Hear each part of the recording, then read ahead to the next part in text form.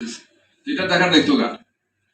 আপনার ডিপার্টমেন্ট করে নাই, স্বরাষ্ট্র মন্ত্রণালয় করে নাই, এখন রাজনীতির দিকে করতেছে, কিন্তু সমাধান হবে না। সমাধানটা আমাদেরকে সবাইকে এগিয়ে আসতে হবে, অথচ ক্ষতি করে ফেললাম আমরা। আমার এই কারণে হঠাৎ করে সরকার পরিবেশ মন্ত্রণালয়ের সিদ্ধান্তের কারণে মাঝখানে পাথর তুলতে দেন নাই, বা পাথর না তুললে আবার ক্ষতি হয়। ক্ষতি কি হয়? পাথরটা জমে জমে জমে বন্যা হয়ে গেছে। সিলেটে যে কয়েকটা বন্যা আছে আপনারা দেখেছেন, এটা অন্যতম কারণ ছিল কিন্তু এটা। এই জন্য পাথরটাও তুলতে হবে, কিন্তু কতটুকু তুলতে হবে, কে তুলবে, তার জবাবদিহিতা, এই সমস্ত বিষয়টা চেক অ্যান্ড ব্যালেন্স পলিসি সরকার নেয় নাই। রাজনীতিবিদরা সুবিধাটা নিয়েছেন, পকেট ভারী করেছেন, হাতে করা কিছু রাজনীতিবিদ ধরা পড়েছে শ্রমিকদের যে 40,000 বাকি শ্রমিক, এদের বাণিজ্য সব শেষ, তারা খেটে খাওয়া মানুষ, মানে হ্যান্ড টু মাউথ, এরা আসলে করতে পারে। এই ধরনের বহুমুখী সমস্যা এবং সংকটে একটা জাতি আমরা এখন আসলে আষ্টে পৃষ্ঠে মতো পড়ে গেছি। এটা থেকে বেরিয়ে আসার জন্য আমাদের কমিটমেন্ট প্রয়োজন, সরকারের প্রয়োজন, রাজনৈতিক দলের প্রয়োজন, আমাদের ব্যক্তিগত কমিটমেন্ট প্রয়োজন।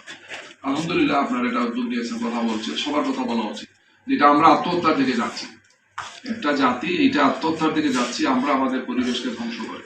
এই বোধ এবং বোঝ আমাদের মধ্যে যত আসবে তত আমরা বাঁচতে পারবো, নাহলে আমাদের বাঁচার কোনো উপায় নেই, বাঁচার কোনো উপায় নেই। এই যে ময়লার কথা বললেন, কোন শহরে নাই ময়লা? ঢাকা শহরের চতুর্দিকে ময়লা ফেলে দুর্গন্ধ বললে তো এটা কম হয়, মানে একটা বিষাক্ত পরিবেশ আমরা তৈরি করছি। অথচ এটার জন্য খুব বড় টেকনোলজির প্রয়োজন, দুনিয়ার বিভিন্ন জায়গাতে আছে। নদীগুলো নিয়ে আলোচনাতে, পরিবেশের একটা আলোচনায় আমাদের দাওয়াত দিয়েছিলেন, সেখানে আমি মোহাম্মদ সাহেব ছিলেন, বিএনপি আমাদের হাসান ছিলেন উপদেষ্টা। বড় বড় কথা বলতেছেন যে আমরা এত মিলিয়ন ডলার দরকার। আমি একটা প্রস্তাব দিলাম যে আমি চীন সহ বিভিন্ন দেশগুলো সফর করেছি, নদীগুলো দেখলাম টলটলে স্বচ্ছ পানি, আমাদের জাফলংয়ের পানির মতো।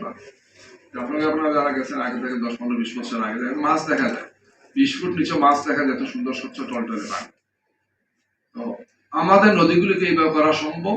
চীন পারলো, মধ্যপ্রাচ্য পারলো, পারে একেবারে পাশ্চাত্যের দেশগুলো, আমরা পারবো না কেন? ওরা পেরেছে, কারণ কি? যে এই নদীর সাথে এই শহরে যে মেয়র সাহেব আছেন, কাউন্সিলর বা কমিশনার আছেন, সরকারের বিভিন্ন দায়িত্বশীল ব্যক্তিরা আছেন, এবং নদী পাড়ে যে সমস্ত স্টেক হোল্ডাররা আছেন, এদের সবাইকে বাধ্য করে বছরে 2বার তুমি আনুষ্ঠানিকভাবে এখানে গোসলের প্রতিযোগিতা হবে, গোসলের প্রতিযোগিতা হবে। আমি তো চীনের নদী দেখে আশ্চর্য হয়েছি, যে নদী না বেশ থেকে আসছে, এত সুন্দর, মনে হচ্ছে যে ঘন্টার পর ঘন্টা বসে নেই। শত শত হাঁস পাখি ঘুরতেছে, মানুষ সাথে করে হাসছে, দেখছে। আমার এখনো ভিডিও আছে, আমার মোবাইল আছে, আমি দেখলাম।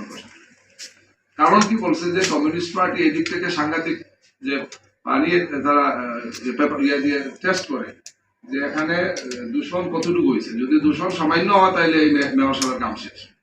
তো আমরা পারবো না কেন? আমাদের বুড়িগঙ্গা, শীতলক্ষা, দলেশ্বরী, অমুক তমুক যা আছে, রিয়াকে বললাম, আমি শুনছি মোহাম্মদ বলেছিলেন আমরা চিটাঙ্গে যাই, আমরা চিটাঙ্গে বাসে, সিলেটে আসেন, আমরা সিলেটে বাসে। আমাদের সিদ্ধান্ত নিলেই তো হবে, এটার জন্য $1,000,000 লাগবে না। এটা রাজনীতিবিদদের সদিচ্ছা, সংশ্লিষ্ট যারা জনপ্রতিনিধি আছেন, সরকারে যারা আছেন, তাদের